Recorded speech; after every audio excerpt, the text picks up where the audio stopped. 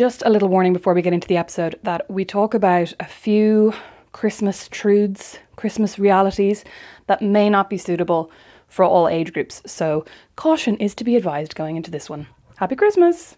Hello and welcome back to another stunning, full weekly episode of Not Without My Sister, the podcast presented by me, Rosemary McCabe. And me, Beatrice McCabe. All the way from Fort Wayne, Indiana, which I always do like I'm in Texas. I still can't. I actually don't hear it. I mean, I don't know what the accent is here. I couldn't tell you. No. It's American. It's American. How about that? It's an American accent. America's very big, Beatrice. Yes, thank you, Rosemary. Oh my God, sorry. Speaking of America's very big, because I keep getting really confused about the geography because I'm really stupid about American geography. Did you know how much Super Bowl tickets were? No. So the other day I was watching Shakira and J-Lo, not the other day, yesterday. I was watching Shakira and J-Lo at the Super Bowl, which was only this year. Mm-hmm. February of this year, feels like 10 years ago, right? And I suddenly thought, I live in America now. Maybe I should go to the Super Bowl, which Brandon started laughing the minute I told him the story. And I was like, maybe we should go. It could be like a fun annual tradition. And I'd love to see some like superstar from miles away on the stage at the Super Bowl. Tickets, Beatrice, $5.5 grand. What? $5.5 grand to go to a football game. No, sorry, like all tickets? That was the cheapest ticket I found.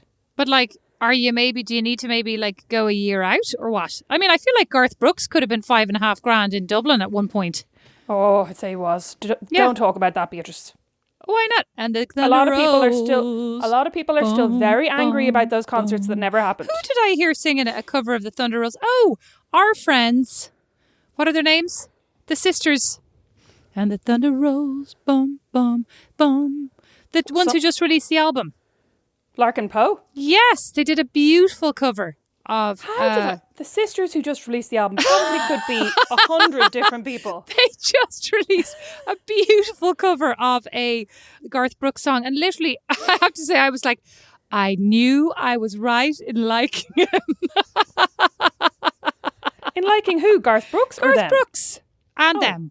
Listen, Garth Brooks. People, like, you're not special because you like Garth Brooks. You and 20,000 Irish people. No, Rosemary, I think people have not been given validation around their love of Garth Brooks until he became, who was the other dude with the long floppy black hair? Do you remember remember he morphed into that dude in like Garth the Brooks' subway station? Alter ego. Yeah, it was so unbelievably creepy. Oh my God, what was his name again? I don't know, but we're going to need to put that in the show notes because it was unbelievably terrifying. That entire transformation was like, what if I just suddenly turned into Cher? Or like, what if I suddenly turned into Marilyn Manson? Or Cher. That's the same person, Rosemary. Good job. How dare you? You know, Claire and I were eating in an Indian restaurant in Blackrock one day. Which person are you offended by there? Who are you offended? On whose behalf are you offended? Cher. Oh, yeah, I just read a great article about Cher and Moonstruck. Claire and I were eating in an Indian restaurant in Blackrock called Rishi or something. I'll put that in the show notes as well. Was it delicious? Huh? Was it delicious? Oh, Beatrice, Indian food's almost always delicious. And the proprietor came over to tell us that Cher had been in the restaurant the week before and she'd been sitting in Claire's seat. Oh, I thought he was going to say, came over to tell me that I looked like Marilyn Manson.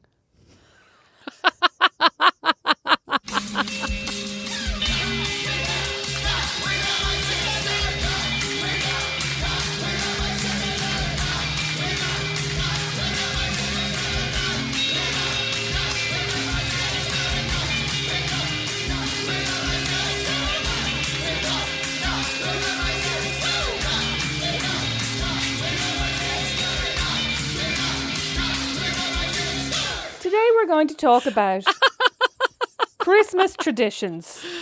Or traditions in general, right? Traditions. Oh, making traditions. That's fine.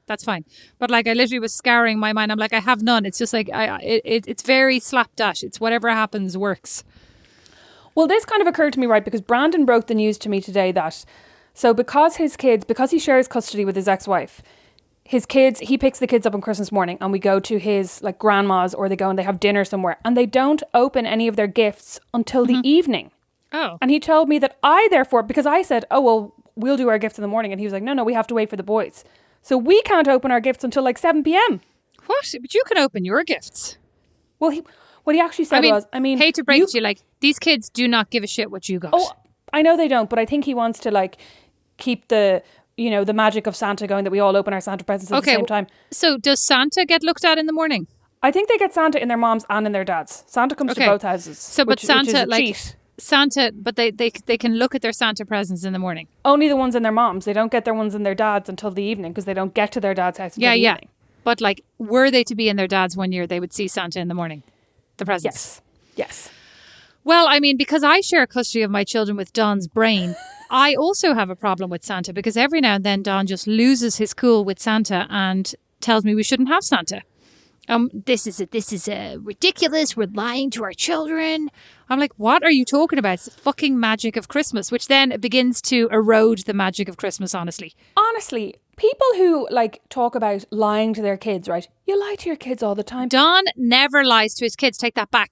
Oh my God, you totally lie to your kids. Like, sorry, YouTube doesn't work after 7 p.m. He has YouTube never isn't said working. that. No, he doesn't. He goes into long explanations about Does he? the technology behind. Yes. And I'm like, just fucking tell them it's done. Anyway, his whole hang up was because when he discovered Alan Mom and her like fear for that 11-year-old in her class who thought that Santa was still real.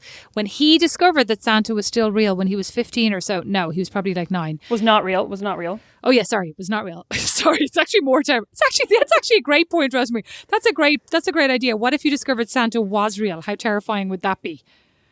Anyway, he discovered Santa was not real and felt so betrayed and so duped and so humiliated by his mom. And I'm like, this is way too, like, this is other shit going on, right? I'm like, I was more like, oh no, what am I going to do next year to get all my presents?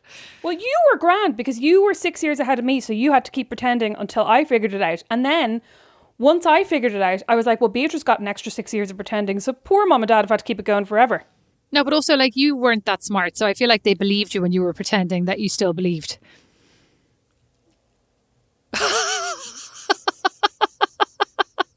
But anyway, so like he's got this big hang up about like, you know, when we first got together, literally when he proposed to me, not like in the moment, but as we talked about afterwards, I said my one condition, my only condition is that you have to be okay with Santa.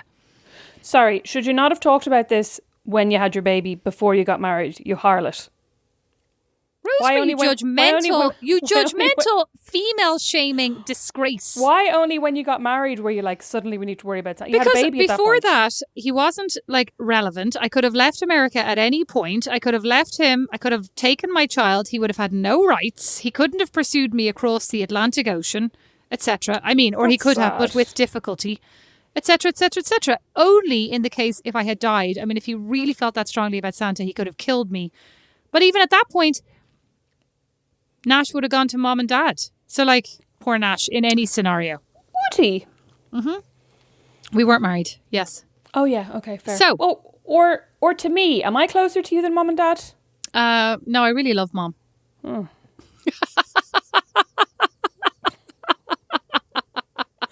So hang on.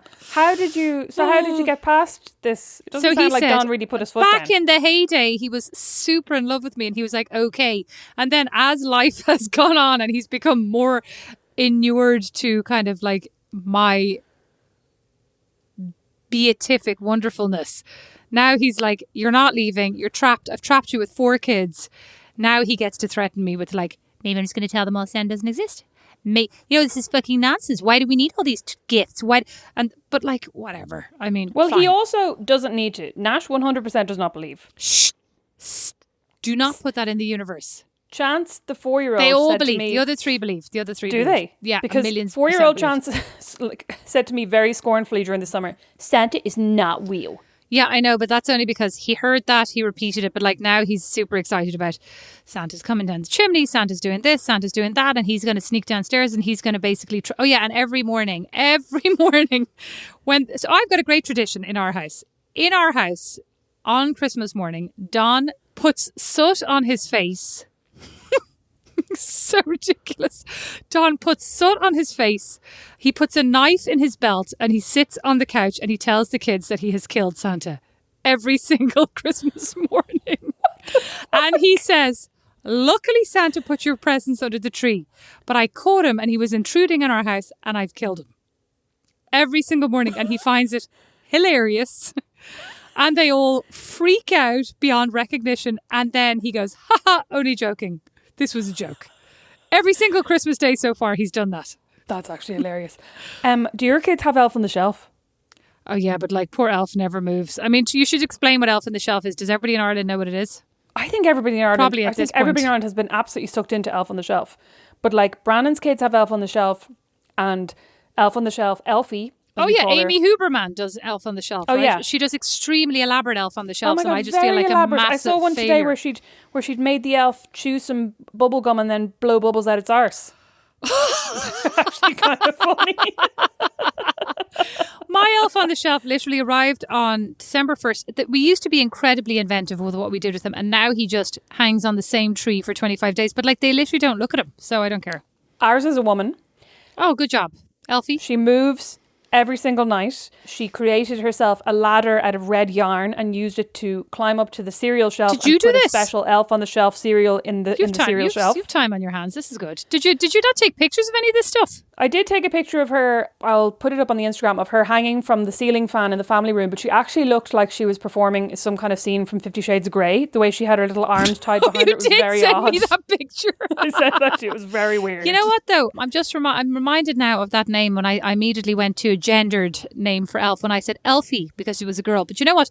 An excellent trilogy, or actually now there are 4 books or maybe 5, set in the Appalachian Mountains. I would recommend this to anybody. Amazing. I think she won the Pulitzer for like reporting way back when. But anyway, this amazing. I read these books about this sheriff. Is she a sheriff? No, she's a lawyer. Never mind. She's a heroine. Never mind. She's a hero. She's a hero, Rosemary. Sorry about that. And her name is Belfa. And I was like, what is this name? I'm only thinking about this because like Elf is within Belfa. Sorry, what are the books called, Beatrice? Oh, I don't know, but the writer's called Julia Keller. They're called The Long Way Home, and then like all different names, obviously, because there are 5 or 6 books. Anyway, I really brilliant. I honestly feel like you put in that whole segue to show me up that I'm like, haha, the elf was like 50 Shades of Grey, and you were like, I read this Pulitzer-winning No. author. I was more like, I was thinking about we like to do the New York Times spelling bee, right? Where it's like anagrams, but it's, how many words can you make out of this? Which I always appreciate when mom's like, our mother and father have a very unique relationship. And I always appreciate when mom's like, we had a great time in bed last night. And I'm like, excuse me? Because we went to bed really early. And then I said to your father, how many words can you make in your mind out of the word pineapple? I had 22 before he even had 8. I mean, God bless him. But anyway, Julia Keller, Appalachian Mountains, like amazing. When I first moved here, but it was an amazing book to me in terms of like what America, like how diverse America is in terms of different areas. Anyway, amazing. Belfa. What a name. Anybody got a child or anybody called Belfa? I'd never heard of it before. Have you? No, and I don't really like it as a name, but I suppose that's neither here nor there. Belfa. Belfa. It sounds like indigestion. Maybe it's just how I said it. Belfa. Okay, so what other Christmas traditions? The Christmas pudding is a Christmas tradition for us. Yes, and Mom has brought it in her suitcase for years on end to me, which is probably enough to get her arrested. But she constantly arrives, opens the suitcase, immediately removes the pudding in a cloth, and we hang it from whatever beam is close by. And this year, as I said to you, it looks like, since we made it ourselves in honour of Mom, and let's hope to God it's not covered in mould and revolting, it now looks like I have 2 small decapitated Sweeney Todd victims hanging from the beam in my kitchen. It looks like that scene in Game of Thrones where Arya and Sansa look up and their dad's head is hanging from the Yes, it's actually disgraceful. And the kids have walked by multiple times and said, what is that? When is that going away? I'm like, it's going away when you eat. It's going to be delicious. Oh, brandy butter is another tradition. That's an excellent tradition. We make it every year. We make way too much. What is it? Equal parts icing sugar and butter? Icing sugar and butter, yeah. And then you whip it in the mixer or with your hand whisk, like not your hand whisk, with your like electric whisk until you're dead. Until the butter is pure white. Pure like the white. driven snow. Exactly. And then you pour in, if you're Mom, you put in 2 drops of brandy. If you're Dad, you pour in as much as you can before 2 it turns cups. into a runny mess. Yeah. And then you put it in the freezer, right? In various different Tupperwares. Recommended to put it in the fridge, no? Oh, in the fridge. But you can also put it in the freezer. You can put it in the freezer if you want to keep it for a longer amount of time. But you put it in the fridge and you divide it into like small enough Tupperwares because that way you can put some in the freezer, you see. And then you have it with your mince pies, well, with your Christmas pudding, but also with your mince pies, or if you're Brandon, on toast. Oh, I was about to say, or if you're my mother-in-law, you have it on toast, you have it on Crackers, sandwiches, probably. You have it on every single thing that has a surface that it can be smeared upon. You dip fruit into it.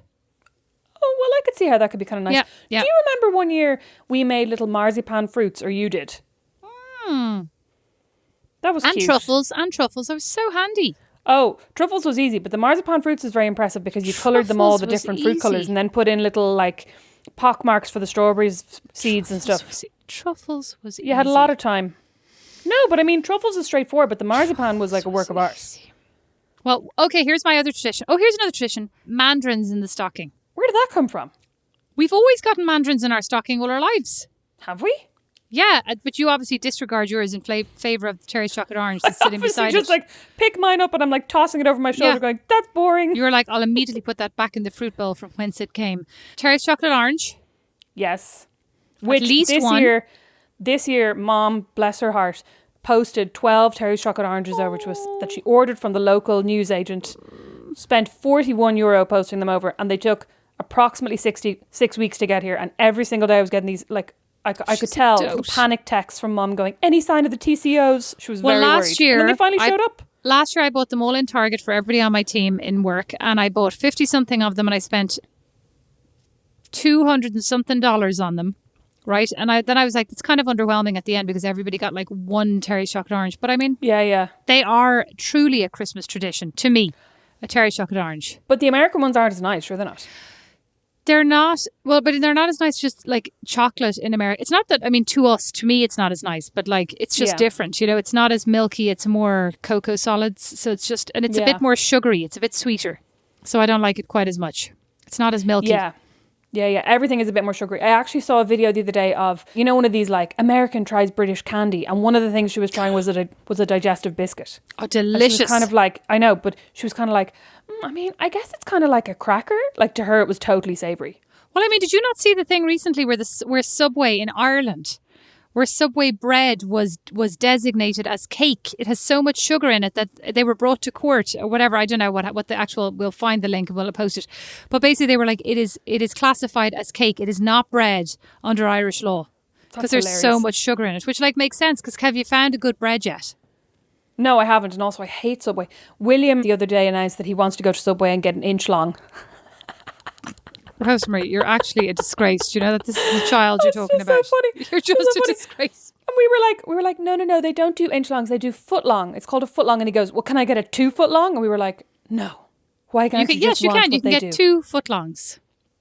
Maybe you should have said, here's where the S goes. You should have been here. Play I should with have your called plural. you. So what other traditions do you have? Do you have any traditions with your friends around Christmas? Yeah, so like when I was at home, we used to do Christmas Eve drinks down in the local pub. And kind of in our teens and maybe early 20s, we used to go to Time on St. Stephen's Day in Nace. Go to the club on St. Stephen's Day, which I can't really imagine now because on Stephen's Day now, I'm like, I do not want to leave the house. Do you know what I mean? I just want to stay in my PJs. Well, we used to also have a shopping. We used to always go see Brian Thomas's windows and then go to Captain America's for dinner. Captain America's. Wasn't that the time you got the glass in your mouth? Oh my God, that was amazing. It was amazing. Captain America's or Miller's Pizzeria in Oh on God, Bagot Miller's Street. Pizza was delicious. Or Eddie Rocket's The Odd Time. No, we just know, like but until Miller's became a thing with Dad, like Captain America's was our go-to. Captain America's, yeah, it was Captain America's. I was there with Mom and Dad, and Was I not there? No, and I had ordered a Diet Coke and took a big swig, and all of a sudden was like, "Oh my God, what's that?" And blood started to pour from my mouth, and basically there was a shard of glass in the glass. And they gave us our meal for free, but like, I should have sued. I guarantee you Dad was like, damn, that glass, she didn't swallow it. Well, that is beyond mean. But I'd say he probably was. I'd say he was like, oh my God, like 2 more seconds in her mouth and we could have got a lot out of that. Exactly. Well, have you done anything like that? Well, I mean, it's COVID, but I keep saying it's COVID, it's so boring, but we started doing things like that, right? But I'm like, honestly, I feel bad for Nash, who's 9, because I'm like, by the time Nash is 18, I'm finally going to want to build some traditions with this family, because every time we go anywhere, you're like, I wish we hadn't come out. We shouldn't have bothered. We should have stayed at home. We do a lot of ordering in of food because it's like, this is great. You eat your food and we'll eat our food over here, you know? You know, I brought these kids, well, like Brandon and I brought his kids to Black Pine, the animal sanctuary, and literally within 3 minutes, my back is sore, my feet are sore, I'm bored. I know, I this thought gonna that be was over so soon? funny that you were like so shocked. Oh my God, I was. I just, because I was like, this is going to be such a nice thing and the kids are, going to really enjoy it. It'll be so nice to go out for the day. Because like a lot of the time I feel bad, like, oh, we don't really do anything, or, we're just in the house, they must be bored. I realise now they're bored no matter where they are. Well, I have to say, we brought, I mean, not to, one up man you, but we brought our kids to the animal sanctuary down in Texas. To the animal sanctuary down in Texas. I have to say they were really good and they were really, really engaged for the entire drive. It was probably even a bigger, sanctuary than here. But you know why they loved it the most? Because at one point, Father, being incredibly cocky about his knowledge of animals, stuck his hand outside to like wave at some, I don't know what they were, like giraffes or goats. And they immediately started like attempting to munch and consume his entire arm. And I've never seen him in my life try to like whiz that window up so quickly and also look calm. He was like, oh. But it also reminded me of the time that I went on a day trip with Nash to the zoo. With like the zoo here in Fort Wayne, and we were in, and it was actually really weird because we went with his school and it was they were all supposed to be in groups. Oh yeah. And I went as, a parent chaperone because I was like, he was really like, will you please come, Mom? It'd be a really big deal. And when we got there, they're like, Mrs. Kirkland, you'll be in a group with Nash. And I'm like, and? They're like, just Nash. I was like, okay. So because because there were so many parents volunteering that they only had like groups of 2, They should just put you all together, like. Yes, but I was also like, I was like, honestly, he doesn't even want to be with me. Like he'd prefer. Yeah. I'm happy to turn around the car and go home, But anyway, so we walked around, and the whole thing was me going, "Isn't this amazing?" Because he was just on the verge of tears the whole time because he kept looking around, seeing his mates in groups of 2, and they were like, and it was like some horrific, dodgy Lifetime movie. Every corner you turned around, there were 2 of his mates on the swing, swinging together. There they were, admiring a llama. There they were, on the merry-go-round, smiling beatifically at each other. And it was like, what is going on? And then we got to the very end where we went into like the goat sanctuary, like the actual full-on farm. Because after you go through the zoo, there's like a farm section where the kids get like to petting zoo and stuff where you can go in and get close to them. Yeah, and I feel like I'm very blasé about that, having grown up in Kildare, near a farm and having access to, I'm real like whatever, but not understanding the dangers that were still inherent to me. So no, we're both there, and he's like, oh, the sheep and the this, and he's having a nice time, but also he's still like, where are my friends? And so we go through, and at this point I'm just like, let's just get through this. So we go through the goat part, and I'm standing there, and he's looking at the goats, and then he sees one of his friends, so he starts chatting to his friends. So I'm standing there, and next thing you know, I'm like, oh, I feel a breeze on my nether regions, and I turn around, and there is a goat who has my entire dress in its mouth, has eaten my dress up to the waist.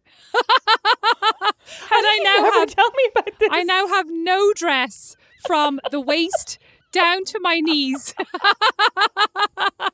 I literally was like, Nash, stand behind me while we get out to the car. It was so embarrassing. Poor Nash. Poor Nash. Poor me. Nash. Poor me. Thank you, Rosemary. Oh my God. In Nash's brain, this is like the time my mom flashed the school. It was so embarrassing. You're right. It was embarrassing. It was embarrassing for Nash, but like, honest to God, it was embarrassing for me because I had been so up in arms, and I was obviously like, it was like angry mom gets skirt chomped by goat. Goat bites off more than he can chew. So that's not a tradition that you'll be repeating then. No, definitely. Well, I mean, going to the zoo is a tradition, but like not in that case. So what else is a tradition? Well, this year, not a tradition that I have, but one that I would like to start is having lots of candles on my table. Yeah, but like you've 4 kids. How's that going to work out? Oh yeah, probably not. I think it's going to be more like I'm going to get the kids to eat. They're going to be on the island. I think I'm going to eat with Don. But my tradition is incredible candle holders. So I discovered this whole thing on eBay and Etsy where there are these like little fox butler candle holders and little frogs holding candles. I mean, literally, they're amazing. And this is not a tradition. This is just an excuse for you to talk about your new collector's hobby. My new collecting tradition around candle holders. I'll actually post some of them after. They're amazing. I got 2 of them. They are. I got 2 little star candle holders off eBay, and they're like $4.99 for the 2 of them. Amazing, right? But the frog, and Chance, age 4, goes, Mom, is that a frog? I go, yeah. He goes, it is gross. You're welcome. He's Do you know what? wrong. You're welcome for me making a beautiful home for you. You are welcome. Today you're he actually- shouted, but today Sorry. he shouted at me, Rosemary. Today, as he went to bed, I said, "Time to go to bed." "Yeah, Mom, you're dumb. You are dumb. You are dumb. You're dumb." I said, "What are you saying to me?" Because I actually genuinely didn't understand him. "You're dumb. You are dumb." I said, "Go to bed. Go up to bed right now and do not come back downstairs." 10 minutes later, he comes back down. He starts doing the fingers in the eyes. "You know what this means, Mom?" He's 4, right? "You know what this means? I see you." I'm like, "I see you and you're supposed to be in bed. Get back upstairs." I'm an absolute creep. You're dumb and I see you. Yeah, you're dumb. I see you. You're dumb. Sorry, just to get back to your frogs for a second. What you're actually talking about, Beatrice, is tablescaping. Oh my You should God. be engaging in some Excellent, tablescaping. Rosemary. And do you know what else I have, Rosemary? I have a beautiful wreath given to me by a member of my team that I'm going to put on the table. I have a beautiful, beautiful, beautiful table runner given to me by my team. A sample Excuse from me. the office, Are you Rosemary. fucking joking? You have a beautiful wreath that I made you. Oh, no, Rosemary, that can't go on the table. It's highly flammable. Oh yeah. No. That's made out of fabric. This one is made out of like leaves. They're a little bit, well, they're dry. They're tinder. Probably not a great idea either. But Probably not. anyway, I also have an amazing table runner that it's a sample. So I'll show you later on. But like the underside of it is hideous because it's the wrong fabric. But I have all these plans this Christmas, this summer. I was about to say, I have all these plans this summer. It's going to be an amazing summer. You know what's one of the traditions, like the Christmas traditions that I always really loved, which will come as no surprise to you, eating a full Irish on Christmas morning. I don't think we ever had a full Irish. We just had rashers. Oh, we had Oh my sausages. God, They were we totally had delicious. sausages and You're rashers. right. Sometimes we had pudding and sometimes we had fried bread. Oh my God. Do you know what? Here's a tradition that I actually hated. When we used to go to our cousin's house, she would cart out the carol, sheet music for us to sing. Ah, God. Beatrice, we've already given out about this in the podcast. We can't Oh, give out have about we? it again. Oh, We sorry. have. Sorry, Abigail. We love But, you. like, But like, I you're not love wrong. singing. Yes. But I just don't like I things to also be love so Abigail. organised. Like there's a time and a place for a sing-along at a party and it is always impromptu. It is not, "Here I brought printouts." That's like, it has to be impromptu or else it's not fun. You know what I mean? Do you know what? Here's a tradition I'd like to start, actually. As I think about this conversation, I'd like to tablescape my table and then only have myself and Don. I was about to call him Dan, which is not very optimistic for the future of my relationship. That's An not his name. amalgamation of Dad and Don. I get it. Yes. Oh, God. Jesus, Even Rosemary, worse. that is unbelievably creepy. I would like, and you know what? It was really bad as well because they have 3-letter words and like they share the first one. It's not a lot that they share actually, but like after Dad comes to visit, I call Don Dad for about 6 months, which is really, really creepy. Anyway, I'd like to tablescape my table. That sounds like a metaphor and it's not. I'd like to tablescape my table and just have Christmas dinner with myself and Don and maybe Nash if he's actually going to eat the food. And maybe I should just give the kids Christmas dinner first because at the small little kids table or 2 hours prior, because by the time, as you saw at Thanksgiving, by the time we get to sit down and have our dinner, it's cold, Everything's cold. it's congealed, we're all stressed, it's not relaxing. So actually, there's a tradition I'd like to start, even though I actually do not like this idea of, oh, we holidayed without our kids and we don't eat with our kids. I'm like, I've been really forcing this, like we're going to eat with our kids. Maybe on Christmas Day, until they're a little bit older, I cannot eat with my kids. Thoughts on a postcard, please? Yeah. Here's an idea. Why don't you go the day before to the McDonald's drive-thru, get them each a Happy Meal, stick them in the oven to heat up for 10 minutes the next day, and give them their Happy Meals at a different table? Why don't I just drive down to McDonald's on Christmas Day? It's guaranteed to be open. Really? Yeah. Kroger's Christmas Day? open. The supermarket's open on Christmas Day. All day or just for a few hours in the morning? All day. All day. They've that's switched so from depressing. being they've switched from being 24 hours to being like 12 hours. God. So what almost other makes me want to go to Kroger on okay, Christmas so Day, let's though. go to Stevens's Day traditions. What do you do the day after Christmas? What's your tradition? Enjoy your books. Look at your books. That was always my big one. Lay my books out and look at them. What's your tradition? Lay my cherry chocolate oranges out and look at them. Oh my God. I'd also whatever's like to left. say, here's another annoying thing about Don in case anybody thinks he's wonderful. Maybe they don't. I don't know that I've sung his praises that much. But you know what he likes to do? He likes to watch this me gonna be eating. TMI? No, he likes to it's not, no, I don't mean he likes to watch me in a sensual way. He likes to watch you laying out your books. No. He likes to make sure we all have our cherry chocolate orange, right? Then he will Right. put his in a Oh, darkened yeah. corner and he won't think of it again. Unlike me, I'm like that kind of person who, like, if I have lunch, I have to not bring lunch to work, because if I have lunch within a 10-meter radius, it You'll eat it burns at a 10 a.m.? hole in my mind until it's eaten. Right? Like, even if I'm not hungry, like, my mind is literally like, that sandwich, that tuna sandwich over there is pulsing my name, right? Like, I don't, Rosemary. Said no one ever. Said me, 1,000,000%. Oh, So judgmental again. Anyway. gag. That tuna sandwich is pulsing. You could not have made it sound more disgusting. Sounds delicious with onion and mayonnaise. Sounds delicious.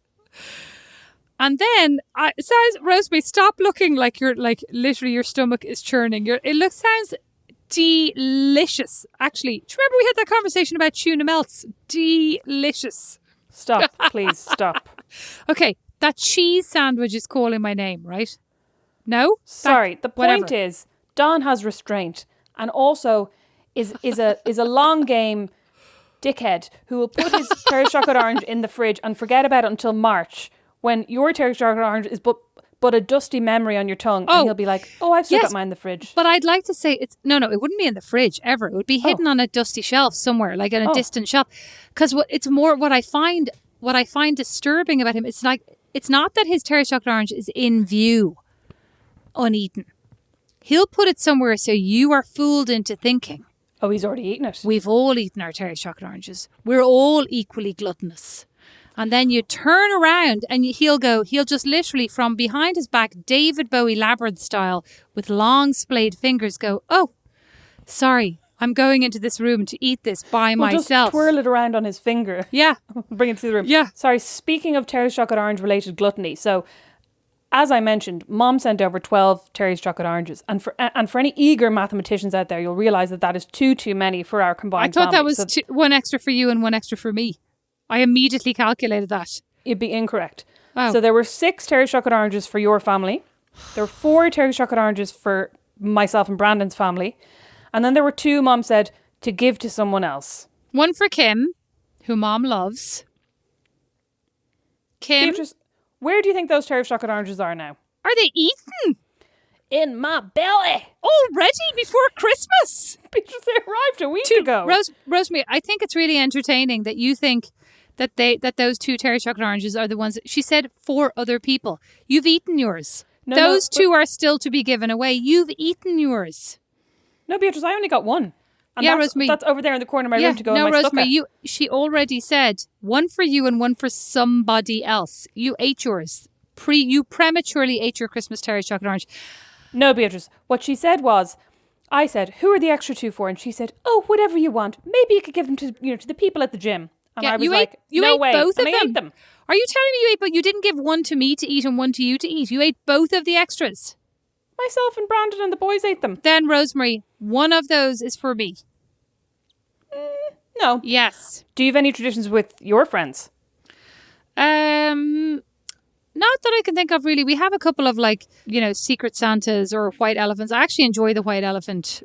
I'd never heard of the white elephant before this year, so please explain it for other people who don't know what it is. Well, the white elephant is like a Secret Santa, but you don't get a name. You're told, like, hey, there are 6 people in this white elephant, in this Secret Santa. And so you buy a present of a certain amount, like say $20 or €20, but you don't buy it for a specific individual. And then you draw lots. Everybody picks a number, but then you can steal. And it's a fun game. We can put some like instructions on our notes, but it's very fun because it gets a bit like bitchy at the end. Well, I appreciate that Rosemary got, the shampoo and hair set, but I'm going to steal that from her and give her the Golden Girls Monopoly that I got, kind of thing. So, I'd love a Golden Girls Monopoly. How many steals do you get to do? I think there are 3 steals. I'm not 100% sure. I have to tell you, every time I'm like, what's going on? But it's a fun game. I appreciate that. No, I mean, do you think you'd be insulted though if the present that you bought never got stolen? No. Do you know what I mean? Do you think you're like, I chose a shit gift? No, nobody not wanted at all. Not at all. I feel like people don't care. It's really, it's grand. Like, because also if your gift is a good gift, everybody's delighted to get it. Yeah. I get you. It's not like one person is getting the like fake moustache and glasses. Like I always hate when you do Kris Kindle and some people that's do true. joke gifts. No, sometimes like this year, for example, one person got a 2,000 piece jigsaw. One person got, a great cookbook. Another person got a waffle maker and waffles. Another person got a bag full of toilet paper and bathroom deodorizer and unicorn glitter spray. I know, you're like, oh, that looks great. I'm not kind of quite like that. Yeah, I know, but it's funny, and that's the part where the stealing comes into play, because it's like, oh, I want this, I don't want that. And it's funny, like, who ends up with what. So I think it's kind of funny. Was the unicorn glitter spray for the bathroom? Yes. Unicorn Is it biodegradable? Glitter. I couldn't tell you. I hope Couldn't so. tell you. Anyway, we used to go out as girlfriends. My friends and I used to go out on Christmas Eve, but I don't have that.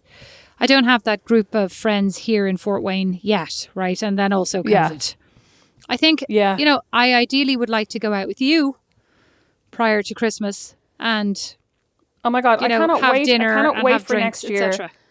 Yeah, I can't wait for next year so that we can start, basically so that I can start imposing my ideal Christmas traditions on Brandon with the help of you.